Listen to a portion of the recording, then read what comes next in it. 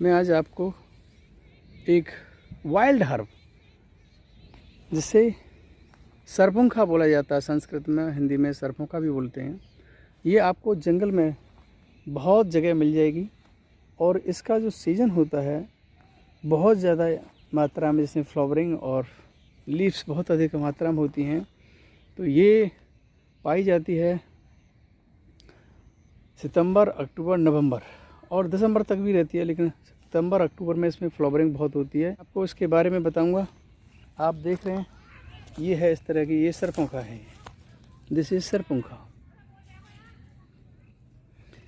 इसका Latin name है टैब्रोशिया purpurea और इसका इंग्लिश नेम है पर्पल टैफ्रोशिया।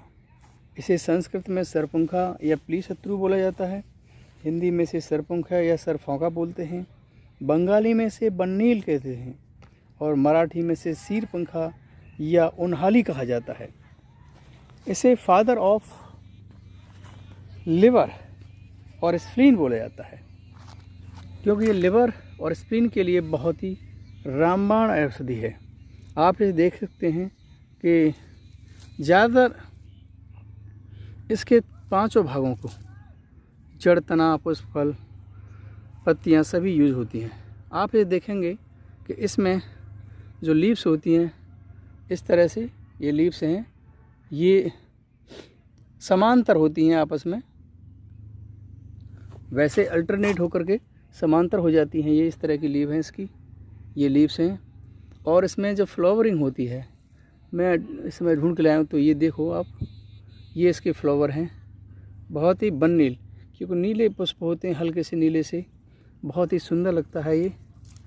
और इस समय फ्लावरिंग बहुत कम है, क्योंकि सब पे यहाँ पर फलियाँ बन चुकी हैं, फल बन चुके हैं इसमें। देखो ये फलियाँ हैं इसकी, ये हैं इसकी फलियाँ, ये काफ़ी मात्रा में आती हैं। देखिए ये बहुत सारा है यहाँ पर, ये बहुत खड़ा है, ये सब सरपुंखा है, कहीं कहीं ये सब सरपुंखा है। देखिए आप, ये देखेंगे आप, ये सरपुंखा ही खड़ा है सब। यहाँ पर कोई तुलसी भी है। और जब इसकी फलियाँ पक जाती हैं, तो पकने के बाद इसमें इस तरह के सीड निकलते हैं। मैं आपको शो करता हूँ, ये इसके सीड हैं, ये सीड होते हैं इसमें, छोटी मूंग की तरह, मूंग होती है उसकी तरह ही होते हैं। ये फलियां हैं इसमें। मलेरिया के लिए 3 से 4 ग्राम सूखी गिलोय, सूखी हो या गीली हो, गिलोय लेंगे आप। 4 से 5 ग्राम ही सरपुंखा, इस सरपुंखा का इसका पंचांग लेंगे। और तुलसी 4-5 पत्तियां तुलसी लेंगे और 4 से 5 ग्राम अदरक, और फिर इसे 400 ग्राम पानी में बॉईल करेंगे। बॉईल करने के बाद 100 ग्राम पानी बच जाए, यानी 100 ml, तो आप इसे धीरे धीरे सिप करके पिएंगे। 2 टाइम पिएंगे तो आप 5 से 6 दिन में आपको बार बार मलेरिया नहीं आएगा और मलेरिया से आपको निजात मिल जाएगी।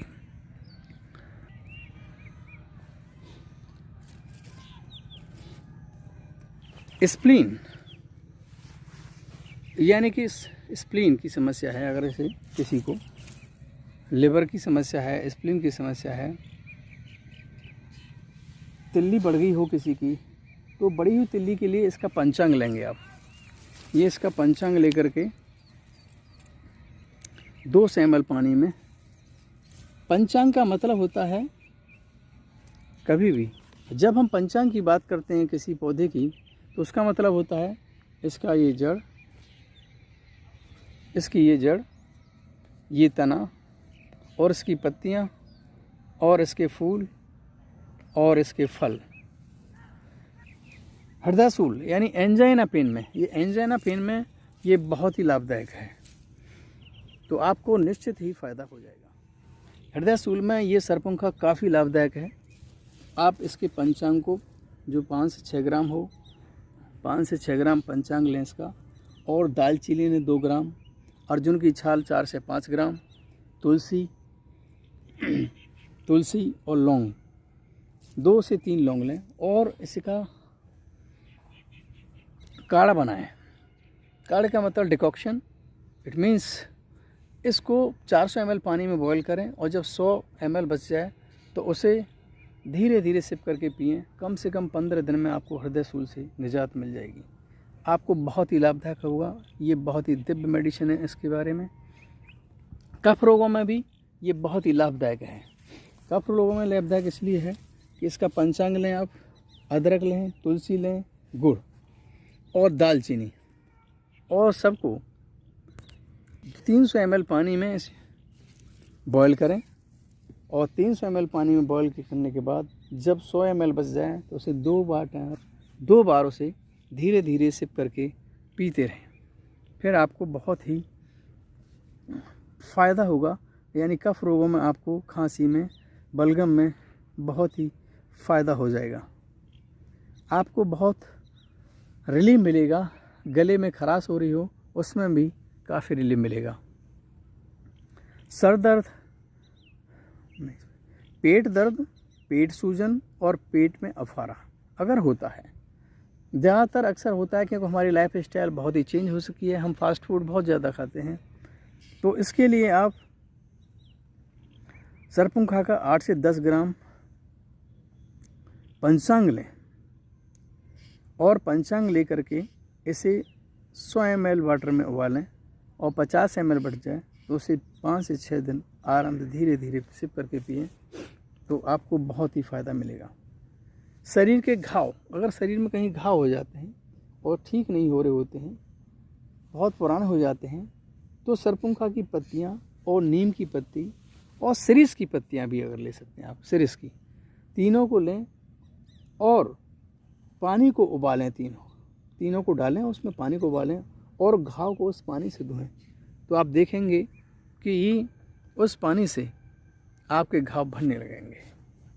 अम्ल पित्त, अगर किसी का अम्ल यानी एसिड बहुत बनता हो और बार बार डकारें आती हों, भयानक अम्ल पित्त बनता है, तो आप इसके पंचांग को और उसमें तुलसी और एक पुनर्नवा होता है, पुनर्नवा को भी, तीनों का एक काढ़ा बनाएंगे यानी डिकॉक्शन बनाएंगे। 300 ml पानी में लेंगे, पंचांग लेंगे इसका 5 से 10 ग्राम, तुलसी की पत्ती लें, पुनर्नवा लें 4 से 5 ग्राम और 300 ml पानी में से बॉईल करें तो आप देखेंगे कि इसे बॉईल करने के 50 ml जब बच जाए उसे पिएंगे तो आपको बहुत ही फ़ायदा होगा।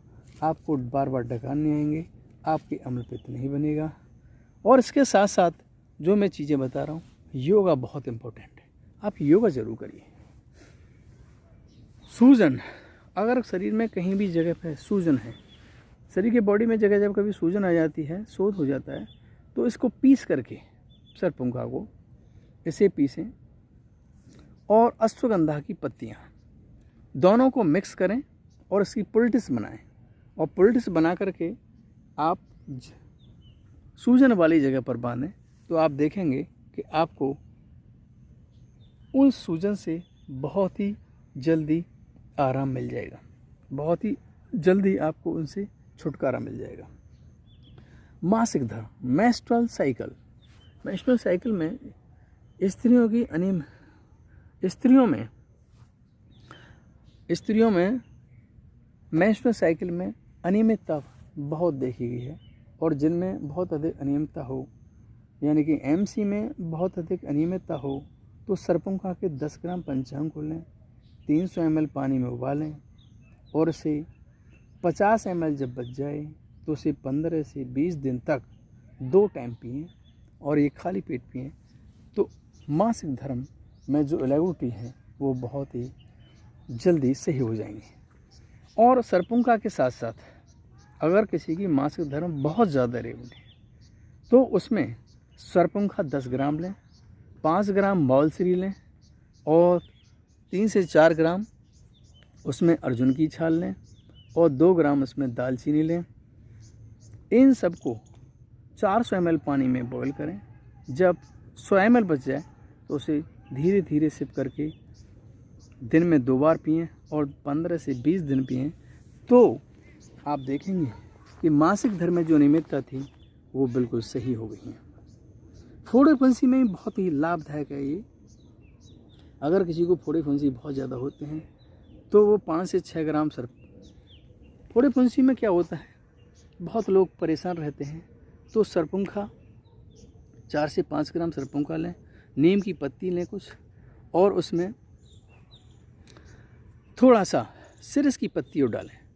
फिर उसको धीरे धीरे पानी में 200 ml पानी में डालें और उबालें, और 50 ml बच जाए तो उसे धीरे धीरे आप सिप कर करके पिएंगे तो आपको बहुत ही फ़ायदा मिलेगा। फोड़े फुंसी में बहुत ज़्यादा फ़ायदा हो जाएगा। इसके बहुत सारे यूज़ हैं, लेकिन इसके साथ साथ ये जो दिव्य दवाइयाँ हैं, मैं इनको दवाइयाँ इसलिए कहूँगा कि प्रकृति ने हमें जो दी रखी हैं ये दवाइयाँ, जो कि ये पौधों के रूप में दिव्य मेडिसिन है, ये जो प्रकृति ने हमें पौधों के रूप में दी हैं, क्योंकि सबने प्रथम पौधे ही तो थे। बिना पौधों के हम कोई भी मेडिसिन बना नहीं सकते। बाद में लैब में तो सारी चीज़ें बाद में आई, पहले कंपाउंड कहाँ से पता पड़े आपको? सबसे पहले जो कंपाउंड आपने रिसर्च किए वो प्लांट से थे। अब प्लांट से जब हमने उसे सिंथेटिक रूप में लैब में लिया है, सिंथेटिक मेडिसिन हमेशा आपको नुकसान होते हैं, साइड इफ़ेक्ट होता है, लेकिन इनका कोई साइड इफ़ेक्ट नहीं होता है अगर सही तरीके से अगर इनका यूज़ किया जाए। अगर अब बात आती है कि ये सरपुंखा ही नहीं, इसमें बहुत सारी दिव्य मेडिसिन जो आपको हर जंगल में हर जगह मिल जाती हैं, हर जगह पर अपने मौसम में होती हैं, उनको सही यूज़ करेंगे आप तो आप देखेंगे कि आप दवाइयों से छुटकारा मिल गया। लेकिन इसके साथ साथ अगर आप योग करते हैं तो योग से बहुत जल्दी निजात होगी। जैसे अब आपको अम्लपित्त है या और कोई भी बीमारी है तो आप करते क्या हैं कि आप सीधे दवाइयों पर निर्भर हो जाते हैं, लेकिन ऐसा नहीं है। दवाइयों के साथ साथ आपको योग ज़रूरी है, और योग से आप जल्दी 50%, और अपनी डाइट को थोड़ा चेंज करना होगा, डाइट प्लस हर्बल मेडिसिन्स, तो आप देखेंगे कि बहुत सारे रोगों से आप बहुत ही जल्दी निजात पा सकते हैं। ये है सरपुंखा का, ये सरपुंखा का है सभी, ये सरपुंखा के प्लांट्स हैं, ये सब देख रहे हैं आप। इस पर इस समय फली है, फ्लावर इस समय नहीं है क्योंकि सभी फ्लावर फलियों में यानी फलों में कन्वर्ट हो गए हैं। मैं आपको शायद दिखा पाता। और एक नई, और इसकी पहचान ये है कि आप ये देखेंगे कि इस पर इस समय फली आई हुई हैं, और इसका पौधा इस तरह से, ये फलियां होती हैं, इसमें पत्तियां जो होती हैं इसकी वो समानांतर रूप में लगी रहती हैं। आप देख सकते हैं नज़दीक से, इसकी जो पत्तियां हैं वो समानांतर रूप में लगी रहती हैं, इस तरह से देखिए। और फलियां इसके अल्टरनेट आती हैं गुच्छों में, साइड से बहुत सारी होती हैं, और ये देखिए, और यहाँ पर इन पर बहुत सारी गुच्छों में आती हैं फलियां। ये देख लेंगे आप अच्छी तरह से, ये गुच्छों पे हैं ये फलियां। अगर इन फलियों को इस तरह से किया जाए, अलग मसल दिया जाए, तो इस पर जैसे मूंग होती है उस तरह से दाने होते हैं इसके। मैं भी आपको कुछ फलियों को तोड़ के दिखाता हूँ, आपको पता पड़ जाएगा इससे।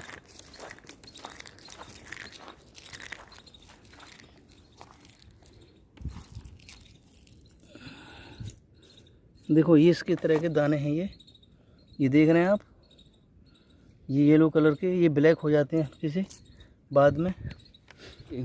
अगर कभी लेना है तो इसे नवंबर के फर्स्ट, अक्टूबर नवंबर में ही से आप इसे कलेक्ट करें। अब मैं आपको कुछ, अगर किसी को तिल्ली की समस्या है, ये मैं दिखा रहा हूँ, ये बड़ा हुआ है यहाँ पर, ये बहुत ज़्यादा है।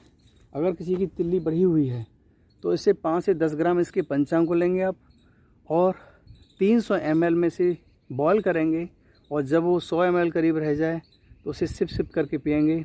ये 6 से 7 दिन में लिवर की प्रॉब्लम को या स्प्लीन की प्रॉब्लम को बिल्कुल ठीक कर देता है।